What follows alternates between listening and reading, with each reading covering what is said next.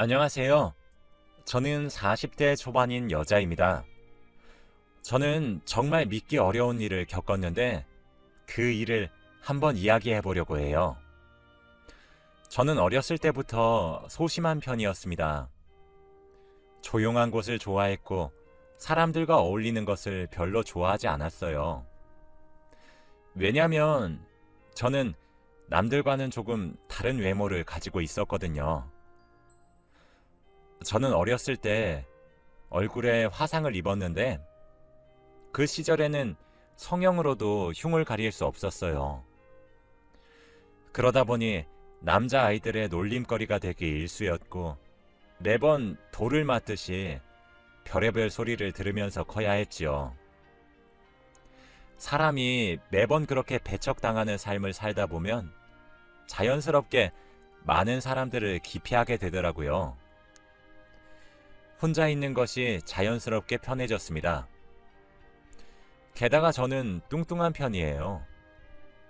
어렸을 때부터 밖에서 마음의 상처를 얻어오면 딱히 풀 수 있는 방법이 없어 폭식으로 스트레스를 풀었거든요. 그러다 보니 솔직히 정말 뚱뚱해요. 솔직히 여자로서 매력적이지 않다고 인정합니다. 학창 시절에 제가 복도를 지나가면 주위에 있던 아이들이 제 걸음걸이를 흉내내거나 저를 따라하며 조롱했어요. 처음에는 저도 사람들과 어울리려고 노력했지만 어렸을 때 받았던 상처들 때문인지 피해 망상까지 생기더라고요. 살도 빼보려고 노력을 많이 했지만 매번 수포로 돌아갔고 자괴감도 장난이 아니었습니다. 그냥 저는 공부에만 몰두하기 시작했어요. 다행스럽게도 서울에 위치한 꽤 좋은 대학교에 입학하게 되었죠. 성인이 돼서 새로운 마음가짐으로 나도 변하고 싶다고 다짐했습니다. 하지만 저는 대학교 진학을 하고 나서도 마찬가지였어요.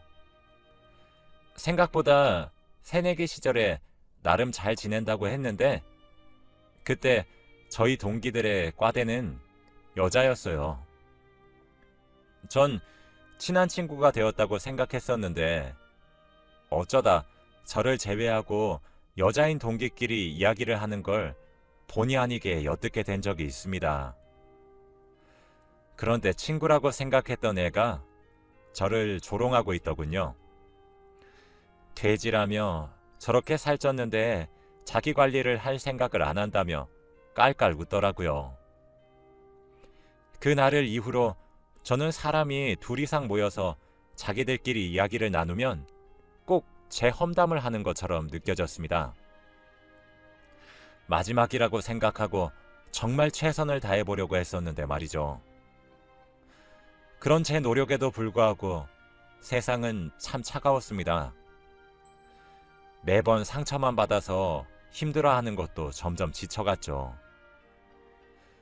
대학교 졸업 후에 직장에 입사도 했지만 3개월을 버티지 못했어요. 하지만 다행스럽게도 새로운 적성을 찾았고 집에서 프리랜서로 일을 할 수 있게 되었죠. 제 성향도 혼자 일하는 것을 좋아하고 낯선 사람들과 만나서 일을 하지 않으니 지금 일이 저에게 천직처럼 느껴졌죠. 하지만 제가 점점 나이를 먹어가면서도 저희 가족이 저를 걱정하기 시작했어요. 저는 저보다 6살 어린 여동생이 있었는데 다행스럽게 제 여동생은 참 착한 아이예요. 그리고 예쁘기까지 합니다. 여동생은 남자친구도 잘 사귀고 결혼 이야기가 오가고 그러니 부모님은 저를 안타까워하셨어요. 남자를 만나서 가정을 이루자고 하거나 선을 보자거나 했지요. 저는 덤덤했지만 부모님 마음은 아닌가 보더라고요. 집에서 프리랜서로 일을 하다 보니까 몸이 풀어진 건지 살은 더 쪘어요. 여동생은 이런 제가 언니여도 창피하지도 않은지 같이 운동하자, 이거 하자 저거 하자 하며 나름 노력하는 듯 보였죠. 여동생은 당시 만나고 있던 남자와 결혼 날짜를 잡았어요. 제가 일하는 업계가 좁디 좁다 보니 자세히 말을 할 수는 없지만 제가 이쪽 업계에서는 꽤 잘 나가요. 제가 성격이 소심하고 대인관계가 별로라 그렇지 돈 굴리는 것도 재능이 있더라고요. 일한 돈으로 주식과 부동산에 투자를 했는데 대박이 터졌습니다. 저는 그렇게 모은 돈으로 여동생의 신혼집을 마련해 주었죠. 사실 제가 너무 창피해 여동생의 결혼식에 참석하지 않았기 때문이죠. 여동생은 괜찮다고 하나밖에 없는 언니가 왜 자기 결혼식에 오려고 하지 않는 거냐며 부모님과 함께 저를 설득했지만 전 이제 누군가의 차가운 시선들을 마주하기가 너무 겁이 나서 하나뿐인 여동생의 결혼식은 나중에 영상으로 봤어요. 제 나름의 사과와 축하의 선물이었죠. 여동생은 고마워하면서도 무척 서운해했어요. 여동생은 남자 보는 눈이 있었던 건지 남편감으로 참 좋은 남자를 데리고 왔더군요. 여동생처럼 심성이 참 착한 사람이었어요. 처음 보는 자리에서 제게 차가운 시선 하나 두지 않고 오롯이 제 여동생의 친언니로 깍듯하게 대해주었거든요. 잘 만났구나 싶었죠. 그렇게 여동생은 제부와 알콩달콩 살았고 아이까지 낳으며 오손도손 잘 살더군요. 그 모습을 보고 참 부러웠습니다. 어느샌가 저도 결혼에 대한 로망을 꿈꾸게 된 것 같아요. 여동생은 제 심경의 변화를 가장 먼저 눈치챘습니다. 저는 여동생과 함께 운동하기 시작했죠. 제부도 할 수 있다고 응원도 해주고 다이어트 요리도 손수 해주더라고요. 그렇게 온 가족의 응원과 사랑으로 살을 무려 30kg이나 감량했어요. 트라우마로 남았던 얼굴에 생긴 흉들도 우리나라 성형 기술이 정말 최고라더니 시술을 받으니까 많이 사라지더군요. 흉을 지우면서 함께 눈과 코도 손봤어요. 사람이 성형을 하고 다이어트를 하니 정말 몰라보게 달라졌습니다. 저도 자신감이 점점 생기기 시작했죠. 나이를 꽤 먹었지만 사는 행복을 알게 되었어요. 직업도 프리랜서라 여유롭기도 했고 그동안 안 쓰고 돈만 벌기만 하면서 투자하는 족족 성공하니 돈도 많아서 사는 게 어떤 건지 하나하나 배우기 시작했어요. 그러다 한 남자를 만나게 되었어요. 제 인생에서 아빠를 제외한 첫 남자였죠. 정말 다정한 성품을 가졌던 그에게 제가 빠지게 된 것은 어찌 보면 당연했어요. 처음 만나본 남자였지만 결혼까지 생각하게 되었어요. 제가 그 남자를 만나게 된 계기는 제가 가지고 있는 원룸 건물에 새들어 살고 있는 분이었습니다. 제가 원래도 빈혈이 있었는데 원룸 문제 때문에 부동산을 가야 했던 날이 있었죠. 그때는 정말 한여름이었는데 제가 부동산 코앞에서 그만 길바닥에 쓰러진 겁니다. 그때 마침 부동산 안에서 새 집을 구하고 있었던 남자가 저를 119에 신고하고 응급실까지 보호자 역할을 자처해 주었어요. 저는 드라마 같은 인연이라고 생각했고 감사 인사를 하다가 먼저 다가온 그 남자에게 빠진 거였죠. 저희는 서로 나이가 꽤 있었기에 만난 지 반년 만에 결혼 이야기가 나왔어요. 사실 처음 만나보는 남자라서 저는 너무 급한 것 같았지만 사랑한다며 하루빨리 함께 살고 싶다고 말을 하는 남자에게 그만 넘어가 버린 거죠. 저희 집에 인사를 드리러 가기로 한 날, 전 예상치도 못한 난관에 부딪혔어요. 하나뿐인 여동생과 제부가 제 결혼을 반대하고 나섰기 때문이에요. 여동생과 제부는 뭔가 쎄한 느낌이 들어서 조금 시간을 두고 더 만난 후에 결혼해도 늦지 않다고 하더라고요. 그때 그 말을 들었으면 정말 좋았을 것을. 전 제가 처음 만난 남자와의 사랑을 축복받지 못하는 기분이 들어서 모욕감까지 들더라고요. 그 남자는 제 불행한 과거 이야기를 듣고도 눈물을 글썽거려준 남자였거든요. 제대로 알지 못하면 빠지라고 성질이란 성질은 있는 대로 낸 뒤 저는 남자와의 결혼을 강행했어요.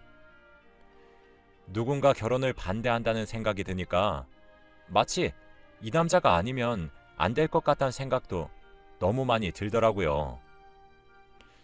여동생과 제부는 수차례 말렸지만 전 들은 척도 하지 않았고 오히려 그렇게 말을 하는 둘을 멀리했어요. 그렇게 전 결혼했습니다. 남편은 당연히 착한 사람이었어요. 여동생은 그 후로도 제게 참견하기 시작하니 자연스럽게 제가 여동생 부부를 멀리하기 시작했죠. 근데 저도 한 번씩은 여동생의 말이 맞았던 것은 아닌가 의심이 들 때가 있었어요. 늦은 나이인 만큼 저는 아이에 대한 욕심도 생겼었거든요. 아무리 제가 남자를 처음 만나도 나이가 있으니 알 건 다 아는데 남편은 큰 욕심이 없는 듯 했어요. 결혼 후에는 아직 너무 설레서 마음의 준비가 안 된 것 같다며 미루니까 뭔가 절대 하지 않는 듯한 느낌이 드는 거예요. 솔직히 짜증이 났어요. 그리고 자존심도 상했죠. 여자인 제가 매달리는 느낌이 드니까 말이죠. 그 후로도 남편에게서 뭔가 이상한 기분을 종종 느꼈었던 것 같아요. 그렇게 신혼생활 3개월 정도쯤 지났을 때 남편이 한밤중에 갑자기 끙끙 앓기 시작했어요. 마침 집에 비상약이 다 떨어진 터라 남편은 근처 편의점에서 진통제라도 제발 사다 달라고 눈물을 흘리는 거예요. 저는 놀래서 헐레벌떡 뛰쳐나갔습니다. 저희 신혼집은 조용하고 한적한 곳에 위치해 사실 편의점까지의 거리가 조금 돼요. 도로도 한적하기도 하죠. 저는 놀라서 미친 듯이 편의점을 향해 뛰어갔습니다. 그리고 그 기억을 마지막으로 모든 기억이 끊겼어요. 저는 사실 지금 병석에서 일어난 지 몇 달 되지 않았어요. 일어나 보니 중환자실이었죠. 일반 병실로 옮긴 후 여동생과 제부 그리고 부모님은 저를 끌어안고 정말 한참을 통곡하시더라고요. 저는 약을 사러 가던 길에 차에 치였고 그대로 한참을 방치되었다고 해요. 하필 시간도 새벽이었고 한적한 곳에 살았기 때문에 길에 지나가는 사람도 없었죠. 그러다 운이 좋게 지나가던 어떤 아저씨 한 분이 아슬아슬하게 119에 신고해서 구조가 되었다고 합니다. 뺑소니 사고였다고 하더군요. 저는 3개월 정도 중환자실에서 멀쩡히 의식을 찾지 못했고 수술도 여러 번 했었어요. 온 가족이 총출동하여 사고의 목격자를 찾으려고 했지만 소용이 없었다고 합니다. 근처 CCTV를 통해 사고 당시 화면을 가질 수 있었는데 자동차 번호를 조회하니 불법 차량이었다고 하더라고요. 남편은 제가 사고를 당한 이후 죄책감에 시달렸어요.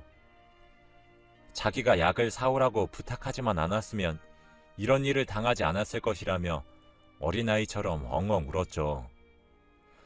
심지어 제가 사고가 크게 났고 처치가 조금 늦어서 다리를 조금 절게 되었거든요. 죄책감이 상당해 보였죠. 그렇게 저는 몸을 추스리고 집으로 돌아갔습니다.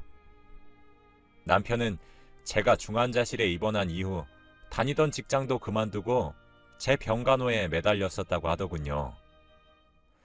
어차피 제가 벌어놓은 돈이 많으니 남편이 이왕 그만둔 김에 저는 남편과 단 둘이서 요양을 하고 싶어져서 1년 정도는 집에서 다정하게 보내기로 했어요. 남편은 저를 지극정성으로 돌봤죠. 어디서 보약도 지어오고 비타민도 사와서 보약은 아침마다, 비타민은 저녁마다 먹었습니다. 그런데 저희 남편이 조금 이상하더라고요.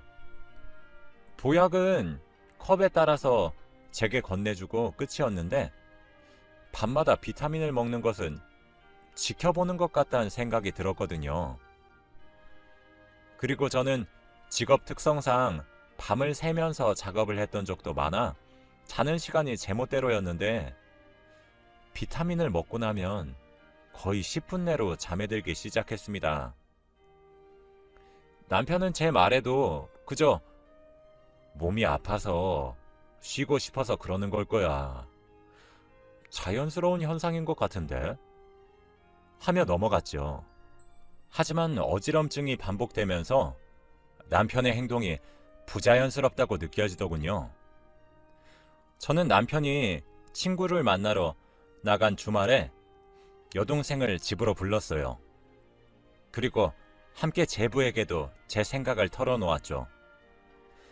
결혼 전후를 통틀어서 한 번도 저를 가지지 않은 점, 남편이 주는 비타민을 먹으면 어지러움이 느껴지면서 잠을 자고 일어나면 몸이 무거운 점 등등 제가 이상하다고 생각이 드는 점을 이야기했어요. 여동생과 제부는 심각하게 제 말을 듣더니 아무래도 수상한 것 같다고 말을 하더군요. 제 눈치를 보며 조심스레 말을 하는 모습에 괜찮다고 다독인 후 어떻게 해야 할지 의논했어요. 여동생은 집에 녹음기를 여러 개 몰래 설치하고 녹화를 해보자고 하더라고요. 그러고는 일사천리로 일이 진행이 되었습니다. 정말 화장실을 제외하고 모든 공간에 하나씩 녹음기를 설치했어요. 물론 제 방에도 말이죠. 여동생은 불안하지만 그래도 며칠 동안 남편이 주는 비타민을 먹고 잠들라고 하더군요. 의심을 피해야 된다고 하면서요. 그렇게 며칠이 지나갔어요. 몇 날 며칠을 그렇게 녹음기를 숨겨놨습니다. 사실 수거해서 확인하고 싶었지만 남편도 집에 계속 있다 보니 시간이 나지 않더군요. 그렇게 일주일 정도 흘렀나? 여동생네 부부가 저희 집에 놀러 왔어요. 제부가 자연스럽게 제 남편과 집 밖으로 담배를 피우러 갔고 그 사이에 여동생이 집안 곳곳에 숨겨놓은 녹음기들을 수거했죠. 여동생은 집에서 자기가 듣고 연락해주겠다고 하더군요. 저는 그때까지만 해도 별일 있겠나 싶었어요. 그리고 바로 다음날 여동생은 사색이 된 채로 절 데리러 왔고 전 거의 납치되다시피 여동생네 집으로 가게 되었습니다. 무슨 일이냐는 저의 재촉에 여동생은 하얗게 질린 얼굴로 언니, 충격받지 말고 마음 단단히 잡고 들어 하며 이야기를 해주는데 전 충격을 받지 않을 수 없었어요. 여동생이 해주는 이야기는 정말 믿기 힘들었거든요. 언니가 사고 났던 거 범인이 누군지 알아? 바로 형부야. 아니야. 언니, 그냥 녹음 파일 이거 들어. 듣고 이야기하자. 라며 파일을 재생하더군요. 거기엔 남편의 통화 소리가 녹음되어 있었습니다. 소파 밑에 숨겨놓은 녹음기의 파일이었어요. 정말 믿을 수가 없었습니다. 저는 정신을 차릴 수 없었어요. 그리고 이 녹음 내용은 증거로도 쓰이지 못할 거였으니까요. 여동생은 제 양쪽 뺨을 짝 치며 저와 눈을 맞추며 말했어요. 언니, 정신 차려. 지금 언니가 정신 놓으면 어떡해? 언니가 이번에도 이상한 낌새 눈치 못 챘으면 언니, 이번엔 진짜 우리 얼굴 못 볼 수 있었던 거야. 알아? 정신 놓지 말고 똑바로 챙겨. 일단 당장 변호사 먼저 구하자. 변호사 선임해서 이혼 소송이랑 다른 문제도 소송으로 걸자. 언니, 내가 있으니까 괜찮아. 라고요. 그리고 남편에게 오랜만에 여동생네 집에서 며칠 지내다 집에 가겠다고 한 뒤 전 여동생과 변호사들을 찾아갔어요. 두 분을 선임했죠. 우리가 녹음한 파일은 증거물로 채택될 수 없었지만 남편의 전화 내역과 계좌 내역의 조회 등등을 살펴보니 증거가 탈탈 나오더군요. 변호사들도 혀를 찰 정도였죠. 전 그 이후로 남편이 있는 집으로 돌아가는 날을 차일피일 미뤘어요. 부모님 핑계와 여동생 핑계를 대가면서요. 그렇게 남편 몰래 소송 준비를 하게 되었고 소송이 시작되었습니다. 남편은 처음엔 뼈 빠지게 병간호를 해줬더니 돌아오는 건 이런 말 같지도 않은 의심뿐이냐며 큰 소리를 떵떵 쳤지만 하나씩 나오는 증거에 이내 모든 것이 모함이라며 소리치기 시작했어요. 남편은 결국 혐의가 인정이 되어 실형을 선고받았고 이혼까지 당하게 되었죠. 저는 그 후로 다시 부모님 집에 들어와서 살고 있어요. 부모님은 모든 상황을 듣고 눈물을 터뜨리셨습니다. 다리도 절기 시작한 제가 가엾다고 하면서요. 인생을 조금 사신 분들이라면 세상이 참 무섭단 말을 잘 아실 것 같아요. 귀신보다 무서운 게 사람이란 말이 있는데 정말 죽음의 문턱을 한번 밟았고 또 밟을 뻔했던 일을 겪고 나니 이제 남자고 사람이고 아무도 믿지 못할 것만 같아요. 돈 때문에 눈이 돌아갔던 전 남편. 처음 만났을 땐 쓰러진 저를 임시 보호자까지 자처하며 정의로웠던 사람이었는데 범죄까지 저지르다니 아직까지도 제게 일어난 일이라고 잘 믿기지 않습니다. 저는 지금 안정을 취하려고 노력 중이에요. 아직은 매일 악몽을 꾸지만 점점 몸도 정신도 회복하려고 노력하고 있어요. 하나뿐인 여동생은 매일 문턱이 다를 정도로 저를 찾아옵니다. 아마 제가 전처럼 우울감에 빠져서 또 사람들을 기피하고 방에 틀어박힐까 걱정이 되는 것 같아요. 저는 과거와 달리 이젠 이겨내려고 노력 중입니다. 조금이지만 바깥에 산책도 나가곤 합니다. 제 목숨을 구해준 여동생과 제부를 봐서라도 죽을 만큼 노력해서 나름대로 행복해져 보려고 해요.